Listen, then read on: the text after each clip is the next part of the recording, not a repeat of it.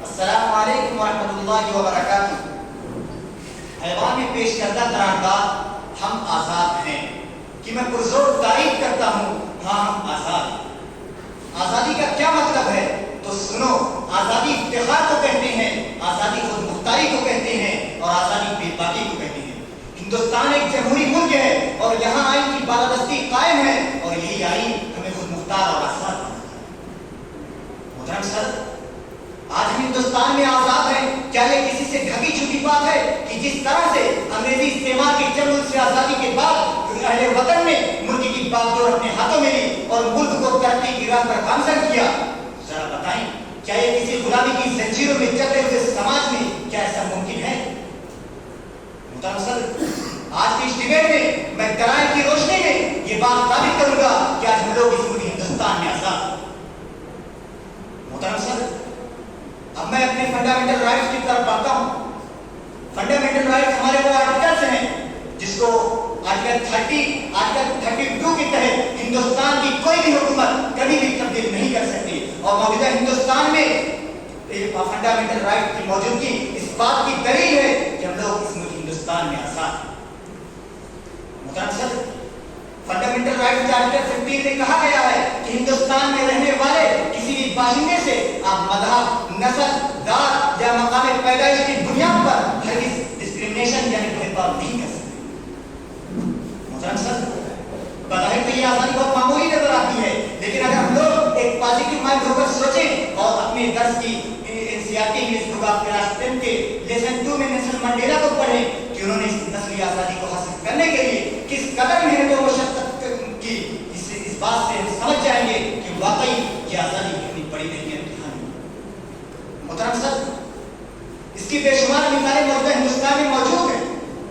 اس کی ایک واضح مثال ہمارے سامنے شری درپدی مرمو جی ہیں، جو ایک پچھڑے سماج سے تعلق رکھتی ہیں، باوجود اس کے وہ اس کثیر تعداد ملک ہندوستان کی صدر جمہوریہ کے عہدے پر فائز ہیں۔ ذرا بتائیں، کیا یہ کسی غلامی کی زنجیروں میں جکڑے ہوئے ملک یا کسی شاہی اور تاناشاہی حکومت میں ایسا ممکن ہو سکتا ہے؟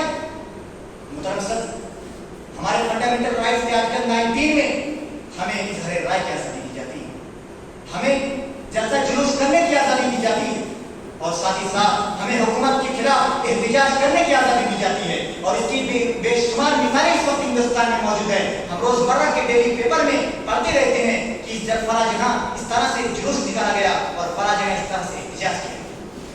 محترم سر، اظہار رائے کی آزادی اس آرٹیکل میں ہمیں دی جاتی ہے، اور اس کی مثال ہندوستان میں اگر ہم دیکھیں تو کنٹری لیول پر ہمارے سامنے جماعت اسلامی کی شکل میں موجود ہے، جماعت علماء ہند کی صورت میں موجود ہے، اور اس کے ساتھ ساتھ عیسائیوں بہت سی ایسی تنظیمیں ہیں جو اس طرح کا کام کرتی ہیں۔ اور اگر ہم اپنے علاقے میں اس پر نظر ڈالیں تو ہمارے علاقے میں ہر مہینے کچھ ایسی تنظیمیں اور تحریکیں آتی ہیں جو اس بات کی دلیل ہے کہ ہم لوگ اس ملک میں آزاد ہیں۔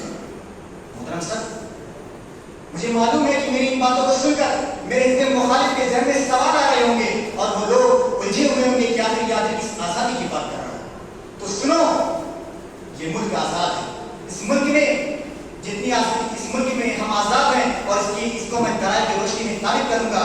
یعنی کہ اگر اظہار رائے کی آزادی کی بات ہے تو سنو، ابھی مالی قریب کا واقعہ ہے کہ اسماعیل ہنیہ صاحب کی شہادت اس بات کی بڑی دلیل ہے، جبکہ ہماری حکومتیں ہیں ان کے خلاف تھی، ان سے نفرت کرتی تھی، لیکن ہم لوگوں نے ان سے محبت جتاتے ہوئے ہم نے اس کا ثبوت پیش کیا۔ ہم نے غموں کا اظہار سوشل میڈیا کے ذریعے کیا، اور ہمارے معزز علماء کرام نے باقاعدہ الیکٹرانک میڈیا کا استعمال کر کے اپنے غموں کا اظہار کیا۔ ذرا بتائیں، کیا یہ آزادی نہیں ہے؟ کیا کسی غلامی کی زنجیروں میں جکڑے ہوئے ملک میں ہم اس طرح سے اپنی اظہار رائے پیش کر سکتے ہیں؟ محترم سر، حزب مخالف کی بات یہ ہے کہ اس ملک ہندوستان میں اگر کوئی آواز بلند کرتا ہے اور اس کے ساتھ ساتھ اگر کوئی احتجاج کرتا ہے تو اسے دبا دیا جاتا ہے۔ تو سنو ایسی ذہنیت کے رکھنے والوں، اس ملک میں اس کے ساتھ ساتھ کچھ حدیں بھی متعین کی گئی ہے۔ آپ کو معلوم ہونا چاہیے کہ کوئی بھی ملک، کوئی بھی شہر یا شہری اس وقت تک آزاد نہیں ہوتا جب تک کچھ حدیں متعین نہیں